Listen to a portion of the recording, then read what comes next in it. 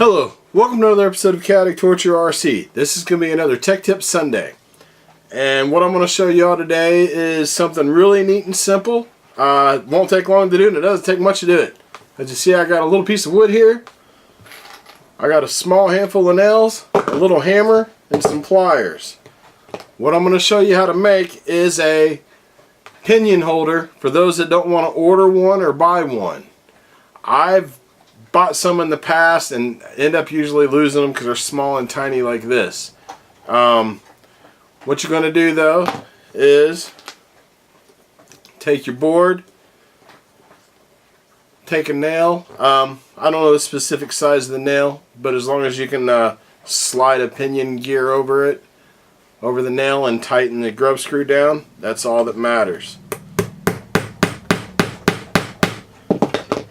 Put a nail in,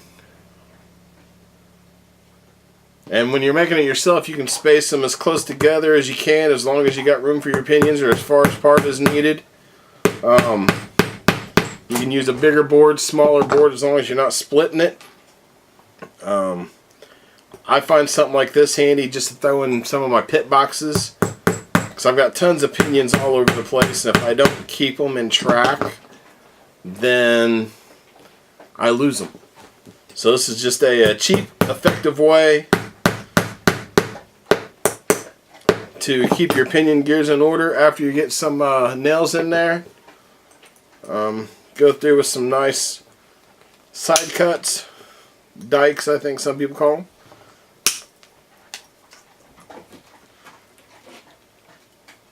Clip the heads of the nails off. And then you're left with something like that. I'm going to go ahead and tap them so that they're even. And then we'll take this pinion off this one.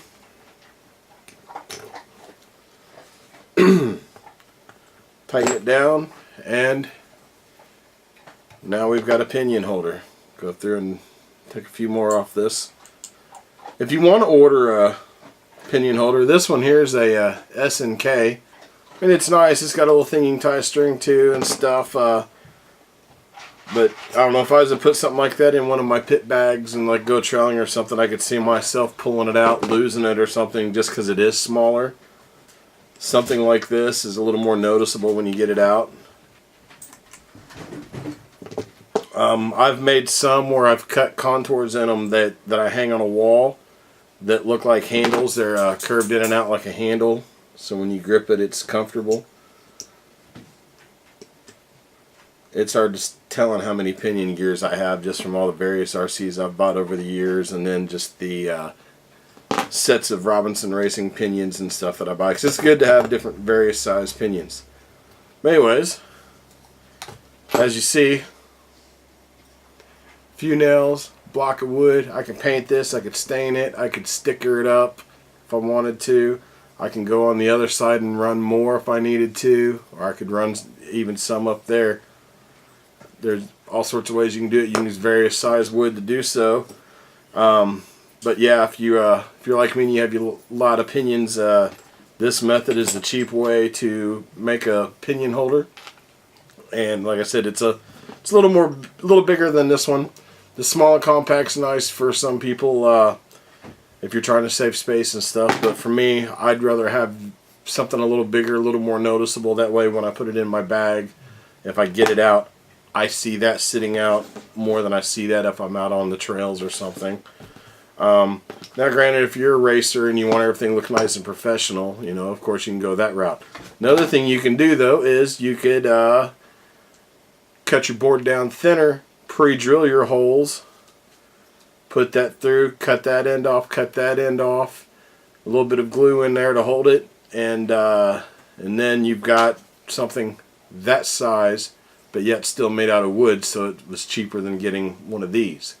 That way, I mean, I'd hate to see anybody lose something like this when it's full of pinions, because pinion gears, once you start getting them up there in numbers, aren't cheap by any means. But something like this is a little bit harder to not notice. You can burn your initials in it, write on it, whatever. You can do whatever you want to mark it as yours. Something like that, I don't want to say people are dishonest or anything, but there's millions of those made out there, and it'd be easy to get it confused with someone else's if you're that guy at the track that's working next to another guy. You set yours down, he sets his down. Who knows whose is who at some point, and maybe he grabs yours on accident or grabs them both on accident, thinking. But if you're one of the guys at the track using something like that to set up, it's easily identifiable as yours as long as you mark it in that way. Anyways, I hope for someone that this is a useful tip. It's been useful for me for many years. It's helped me keep my pinion gears organized. Like I said, I've got one that's about 2 foot long that's, got a grip handle cut out of it that I hang on a wall. And then I got another one similar that way I can keep my 48 pitch and 32 pitch and 64 pitch gears. I keep them all separate. If you like this, please give it a thumbs up. If you have any questions, please feel free to ask. I'll answer anything I can. And if you haven't, please subscribe to my channel. I've got plans for more stuff coming along the way. Thank you for watching, and this is another Tech Tip Sunday.